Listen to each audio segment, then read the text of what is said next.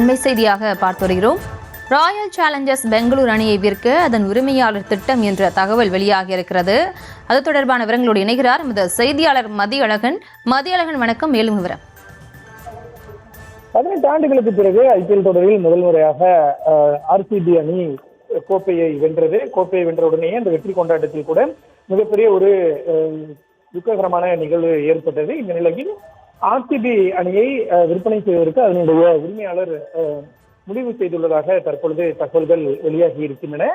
தற்பொழுது ஆர்சிபி அணியினுடைய உரிமையாளராக டியாகோ பிஎல்சி என்ற ஒரு நிறுவனம் இருக்கிறது. அதாவது யுனைடெட் ஸ்பிரிட்ஸ் என்ற ஒரு மதுபான நிறுவனம் தான் அந்த ஆர்சிபி அணியை தற்பொழுது அதனுடைய உரிமையாளராக இருக்கிறது. இந்த நிலையில் கோப்பையை வென்றதன் மூலம் ஆர்சிபி அணியினுடைய அந்த சந்தை மதிப்பு அதிகரித்து இருப்பதாகவும் இதன் மூலம் நல்ல விலைக்கு ஆர்சிபி அணியை விற்பதற்கு உரிமையாளர் முடிவு செய்துள்ளதாகவும் தகவல்கள் வெளியாகி இருக்கின்றன. அதாவது அணியை முழுமையாக அல்லது பகுதி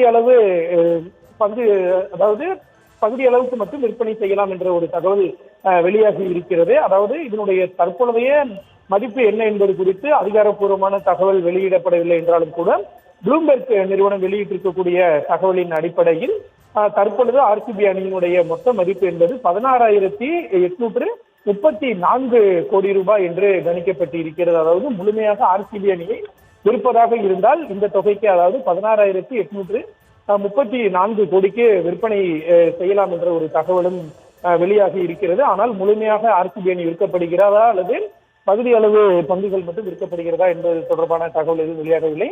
இந்நிலையில் ஆர்சிபி அணி வெற்றி பெற்றதிலிருந்து அந்த அணியினுடைய பங்குகள் உயர்ந்து கொண்டே வருகின்றன. இன்றைய நிலவரப்படி கோப்பையை வெல்வதற்கு முன்பு இருந்ததை விட தற்பொழுது நிலவரப்படி 3.3% ஆர்சிபி அணியினுடைய பங்குகள் விலை அதிகரிக்கப்பட்டு இருப்பதாக தகவல்கள் வெளியாகி இருக்கின்றன.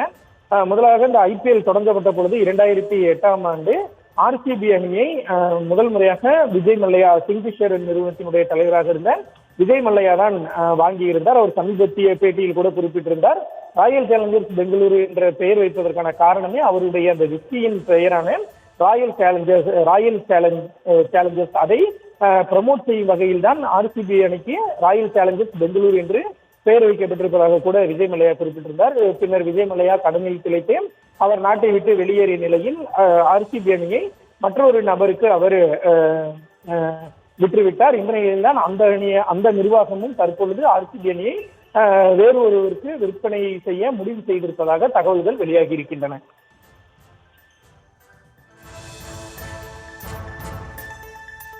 விவரங்களுக்கு நன்றி மதியழகன்.